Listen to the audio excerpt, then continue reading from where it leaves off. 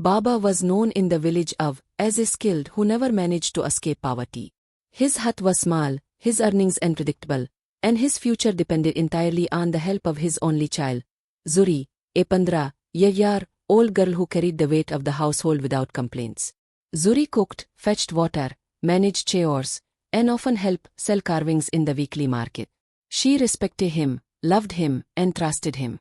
She believed that one day things would get better. But had a weakness he hid from her: gambling. Every few nights, villagers gathered under the baobab tree to gamble with cowrie shells. Most played for entertainment. Played out of desperation.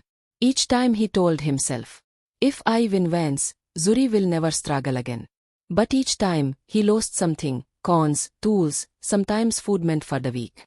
Zuri never questioned why food ran out too quickly or why sometimes looked guilty at dinner. She simply said, "We will manage, Baba." Those words kept him hopeful and increasingly dependent on gambling as his solution. The night that broke the balance. When night arrived at the gambling circle more stressed than ever. His carving work that week had failed. No one bought anything. The small savings they had were almost finished. Among the gamblers that night was a man the villagers recognized instantly. A fur trafficker who traveled between regions collecting people for illegal labor camps. Rarely joined village games. But when he did, people became silent. No one challenged him. No one argued with him. Debts owed to him were never forgiven. So but desperation numbed his fear. The game began. Lost his first round. Lost his second. Lost every coin he had. Watched him with interest. "You came with nothing," said calmly. "But you want to win everything." Replied, "I just need one chance." Leaned forward. "There is always one last thing to bet." The other gamblers knew what he meant, and some stood up to leave. It was dangerous to even witness such conversations. Swallowed hard. "I have nothing left." Pointed toward the catch entering the village, where Zuri was walking home with a clay pot balanced on her head. "You have her." Froze. "That is my daughter." Replied without emotion. "Everything has a valid. The choice is yours." Hands shook. He knew it was madness. He knew he was crossing a line that no father should ever cross. But his mind was overwhelmed with fear of poverty and guilt of failing Zuri. He convinced himself, if I win, I can give her a new life. A better life. If I lose, no, I will win. I must win. And then pressure, shame, and confusion whispered, "I accept." The table fell silent. Through first, his shells landed in a winning position. Through second, his shells fell. No one spoke. No one dared to intervene. Stood up, expression and change. "A debt is a debt," he said. Zuri had reached the group by now. She looked at her father with confusion. "Abba, what's happening?" Before could speak, grabbed her wrist. Zuri dropped her clay pot, which shattered on the ground. "Abba, Baba, please."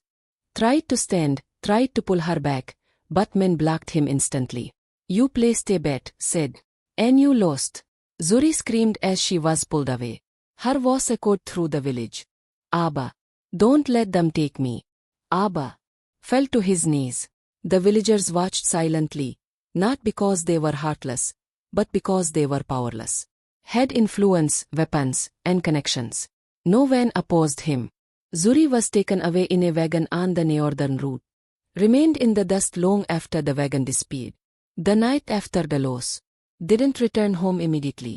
He wandered, broken, replaying his mistake again and again. He had always wanted to give Zuri a better life, but instead, he had destroyed hers. When he finally entered the hut, the silence felt heavier than any punishment. He sat on the floor and covered his face. He thought of ending his life. Thought of walking into the forest and never coming back. Thought of drowning in the river. But every time the darkness pulled him in, he remembered Zuri calling his name. Her last scream stayed in his ears like a knife. He muttered to himself again and again, "I will find her. I will bring her back. No matter where she is taken." By dawn, he made his decision. He tied a blanket, carried a wooden carving knife, and left the hut. He didn't say goodbye to anyone. He didn't pack food. He didn't care about danger. He only carried guilt and a father's determination. The search began. Walked for hours. Then days. He followed the route he believed caravan had taken. He asked travelers, market sellers, guards, and farmers, "Have you seen a man named?" He was with a young girl. "Her name is Zuri." Most people avoided his eyes. Some shook their heads. Others whispered warnings. "Don't follow him. He owns the routes. He owns the guards. He owns the people he takes." But refused to stop. He continued walking barefoot, hungry, exhausted, but driven.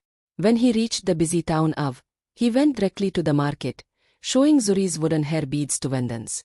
A few ignored him. Some asked for money he didn't have. But an old healer named Mama called out to him. "You," she said. "You are searching for a girl. Rush to her." "Yes. Did you see her? Please tell me." Mama nodded slowly. "Passed here 2 days ago. The girl was with him." She cried the entire way. Nearly collapsed. "Where did he go?" "Please." "To the north," she said. "Toward the mountains." Felt a surge of hope and fear. "Can I catch them?" "If you don't stop moving," she said, "you might." Mama handed him a small pouch of herbs. "Eat this when you feel weak. But listen carefully. Has men everywhere.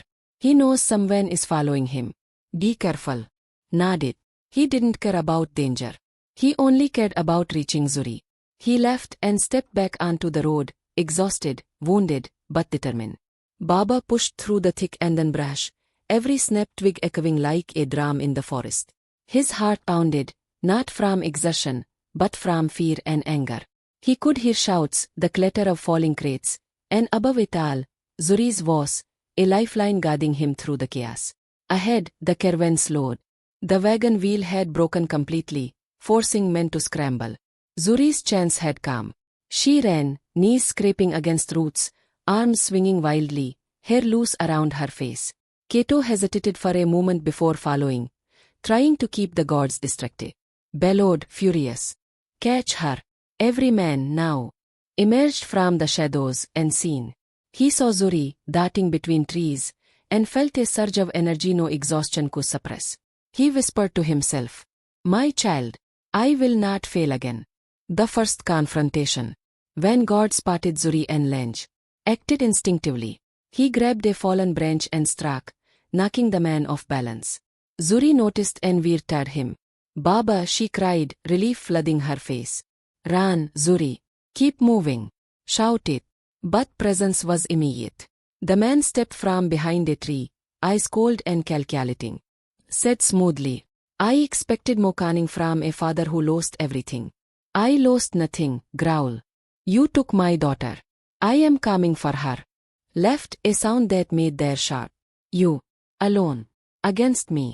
Tighten his grip on the branch. "I am a father. That is enough." Kato's choice. Kato had been watching silently. He hated cruelty, but he was tied to him through fear. Seeing determination and Zuri's desperation changed something. He stepped forward, placing himself between, and, "You will not touch her," Kato said quietly. Eyes narrowed. "You there?"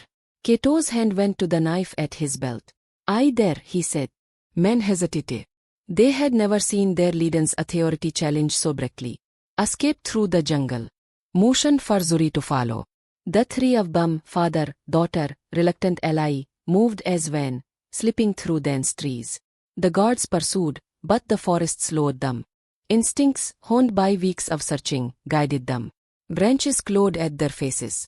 Roots threatened to trip them. Legs burned, but adrenaline drove him forward. Every step took him closer to Zuri's freedom. Behind them, roared in frustration, throwing stones and shouting orders. His anger was a tangible force, pressing down on the fugitives. A hidden advantage. Knew the forest. He led Zuri and Kato to a narrow ravine, barely wide enough for a person to slip through. The guards could not follow easily. "Through here."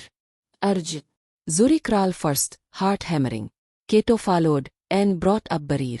The rocky wall scraped their arms, but they kept moving. Once through, pause. He checked his daughter, seeing the cuts and bruises. "We are not safe yet," he said, breath ragged. "But we are alive. That is enough for now." The journey north. After the first escape, the trio had little time to rest. Food and water were scarce. They traveled by night, hiding during the day, following the vague directions Mama had given.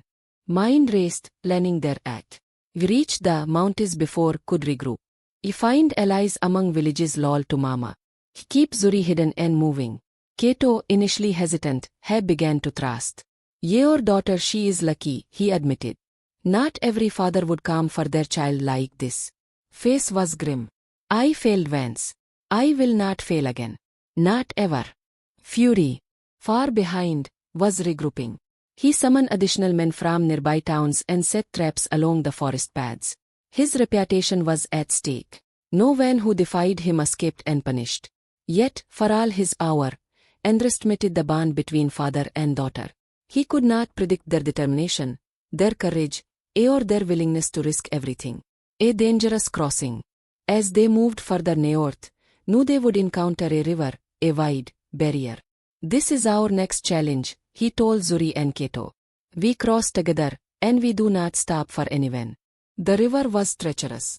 Rocks were slippery, and the current strong enough to sweep a man away in seconds. Zuri hesitated. I'm afraid, Baba. Grasped her hands tightly. Fear is natural. But courage is moving forward despite it. You are my daughter.